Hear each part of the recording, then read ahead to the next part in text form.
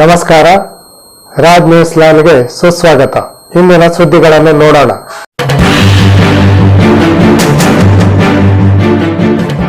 ಬೆಡಸ್ಗಾಂವ್ ಗ್ರಾಮದ ಪುರಾಣ ಪ್ರಸಿದ್ಧ ಶ್ರೀ ರಾಮಲಿಂಗೇಶ್ವರ ದೇವಸ್ಥಾನದಲ್ಲಿ ಮಹಾಶಿವರಾತ್ರಿ ಹಿನ್ನೆಲೆಯಲ್ಲಿ ವಿಶೇಷ ಪೂಜಾ ಕಾರ್ಯಕ್ರಮ ನಡೆಯಲಿದೆ.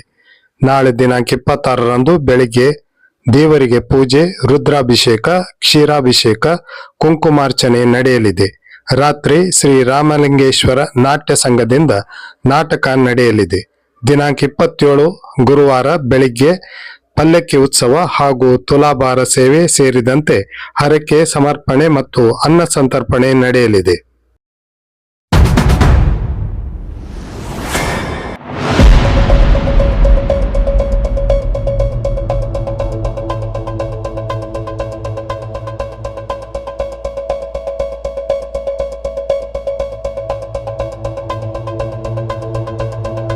ಮುಂಡಗೋಡ್ ನಂದೀಶ್ವರ ನಗರದಲ್ಲಿ ಬೀದಿ ನಾಯಿಗಳ ಹಾಗೂ ಹುಚ್ಚು ನಾಯಿಗಳ ಹಾವಳಿ ಹೆಚ್ಚಾಗಿದ್ದು, ಈ ಬಗ್ಗೆ ಕೂಡಲೇ ಕ್ರಮ ಕೈಗೊಳ್ಳಬೇಕೆಂದು ನಂದೀಶ್ವರ ನಗರದ ಮಹಿಳೆಯರು ಪಟ್ಟಣ ಪಂಚಾಯತ್ ಮುಖ್ಯಾಧಿಕಾರಿಗಳಿಗೆ ಮಂಗಳವಾರ ಮನವಿ ಸಲ್ಲಿಸಿದರು.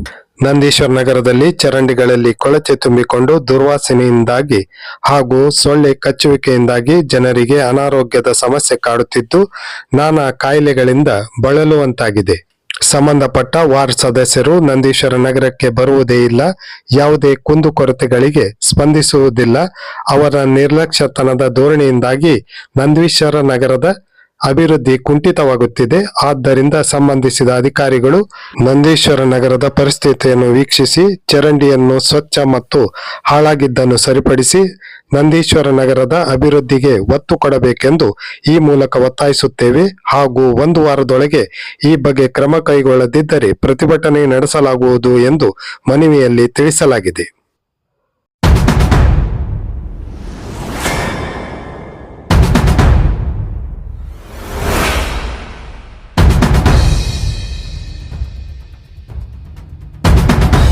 ಮುಂಡಗೋಡ್ ಕರಗಿನಕೊಪ್ಪದಲ್ಲಿರುವ ಮೊರಾರ್ಜಿ ದೇಸಾಯಿ ವಸತಿ ಶಾಲೆಯಲ್ಲಿ ವಿದ್ಯಾರ್ಥಿಗಳ ಆಹಾರ ವಸ್ತುಗಳನ್ನು ಕದ್ದು ಸಾಗಾಟ ಮಾಡುವಾಗ ಸಿಕ್ಕಿಬಿದ್ದ 5 ಅಡುಗೆ ಸಿಬ್ಬಂದಿ ಹಾಗೂ 2 ವಾಚ್ಮೆನ್ಗಳು ಸೇರಿ ಒಟ್ಟು 7 ಜನರನ್ನು ಕೆಲಸದಿಂದ ವಜಾ ಮಾಡಲಾಗಿದೆ ಎಂದು ತಿಳಿದು ಬಂದಿದೆ.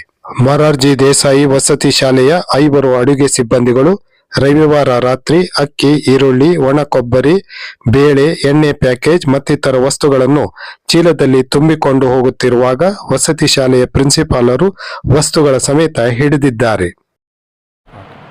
ರವಿವಾರ ದಿವಸ ಸಾಯಂಕಾಲ ರಾತ್ರಿ ಟೈಮ್ನಲ್ಲಿ ನಮ್ಮ ನಿಲಯ ಪಾಲಕರು ನಮಗೆ ಫೋನ್ ಮಾಡಿದ್ದಾರೆ ಸರ್. ಹಿಂಗೆ ಅಡುಗೆ ಸಿಬ್ಬಂದಿಗಳು ಸ್ವಲ್ಪ ಆಹಾರ ಸಾಮಗ್ರಿಗಳನ್ನು ಒಯ್ತಾ ಇದ್ದಾರೆ, ನಾವು ಅವ್ನು ಕರ್ಕೊಂಡು ಅಡುಗೆ ಕೋಲಿ ಒಳಗಡೆ ಅಂತ ತಿಳ್ಕೊಂಡು ಫೋನ್ ಮಾಡಿದ್ವಿ. ಸೊ ನಾವು ಕೂಡ ರವಿವಾರ ಸಾಯಂಕಾಲ ಬಂದು ನೋಡಿ ಎಲ್ಲ ಸಾಮಗ್ರಿಗಳನ್ನು ಕೂಡ ಸ್ವಲ್ಪ ಅಕ್ಕಿ, ಒಂದು 4 ಪ್ಯಾಕೆಟು ಎಣ್ಣೆ ಮತ್ತೊಂದು 4 ಉಳ್ಳಾಗಡ್ಡಿ, 1 ಕೊಬ್ಬರಿ, ಇದು ಸ್ವಲ್ಪ ಅವನು ಅಲ್ಲಿ ಇಡಿಸಿ ಮಾನ್ಯ ಉಪನಿರ್ದೇಶಕರು ಸಮಾಜ ಕಲ್ಯಾಣ ಇಲಾಖೆ ಅವರಿಗೆ ಫೋನ್ ಮಾಡಿ ಸದರಿ ವಿಷಯಗಳನ್ನು ತಿಳಿಸಿದೆ ಸರ್. ಅವರು ಕೂಡ ನಿನ್ನೆ ದಿವಸ ವಸತಿ ಶಾಲೆಗೆ ಆಗಮಿಸಿ ಸಮಗ್ರವಾಗಿರ್ತಕ್ಕಂಥ ಪರಿಶೀಲನೆ ಮಾಡಿ ಎಲ್ಲ ಅಡುಗೆ ಸಿಬ್ಬಂದಿಗಳ ಸಭೆಯನ್ನು ಮಾಡಿ ಸೊ ತಪ್ಪಿತಸ್ಥರಿಗೆ ಏನು ಮಾಡಬೇಕು ಅದನ್ನು ಉಪಕ್ರಮಗಳನ್ನು ಮಾಡಿದ್ದಾರೆ ಸರ್. ಎಷ್ಟು ಜನ ಸಿಬ್ಬಂದಿಗಳಿದ್ದಾರೆ ಸರ್? ಅದಂದರೆ ಇವಾಗ ಅಡುಗೆ ಸಿಬ್ಬಂದಿಗಳಿದ್ರು ಸರ್, ಅದ್ರ ಜೊತೆಗೆ 2 ಕಾವಲುಗಾರರು ಕೂಡ. ಸೊ ಅವರು ಕೂಡ ಅದರಲ್ಲಿ ಅವರು ಕೂಡ ಸ್ವಲ್ಪ ಕರ್ತವ್ಯದಲ್ಲಿ ಲೋಪ ಆಗಿದ್ದರಿಂದ 7 ಜನ ನಾವು ಇದು ಮಾಡಿದ್ವಿ ಸರ್. ಎಷ್ಟು ವರ್ಷಗಳಿಂದ ಸೇವೆ ಸಲ್ಲಿಸ್ತಾ ಇದ್ದಾರೆ ಅವರು? ಅದು ಸರ್ 2 ವರ್ಷ, 3 ವರ್ಷ, 5 ವರ್ಷದಿಂದ ಸೇವೆ ಸಲ್ಲಿಸ್ತಾರೆ, 10 ವರ್ಷದಿಂದ ಈ ಸೇವೆ ಸಲ್ಲಿಸಿರ್ತಕ್ಕಂಥವ್ರು ಇದ್ದಾರೆ. ಈಗ ನೋಟಿಸ್ ಏನೋ ಕೊಟ್ಟಿದ್ದಾರೆ? ಅವರಿಗೆ ನೋಟಿಸನ್ನು ಕೊಟ್ಟಿದ್ದೀವಿ ಸರ್. ಮತ್ತು ಉಪನಿರ್ದೇಶಕರು ಇಲ್ಲಿ ನಿನ್ನೆ ದಿವಸ ಬಂದಾಗ ಎಲ್ಲ ಅವರ ಸಿಬ್ಬಂದಿಗಳ ಸಭೆಯನ್ನು ಮಾಡಿ ಅವರು ಕೂಡ ಮಾರ್ಗದರ್ಶನ ಮಾಡಿದರು.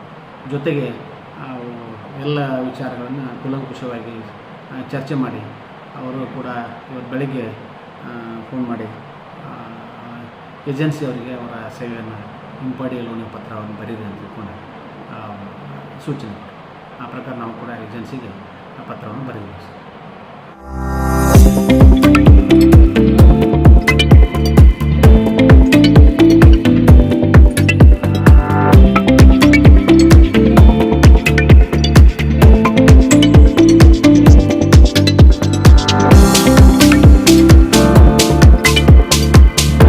ನಿಖರ ನಿಷ್ಪಕ್ಷಪಾತ ಸುದ್ದಿಗಾಗಿ ರಾಜ್ ನ್ಯೂಸ್ ಲೈನ್ ಅನ್ನು ತಪ್ಪದೇ ನೋಡಿ.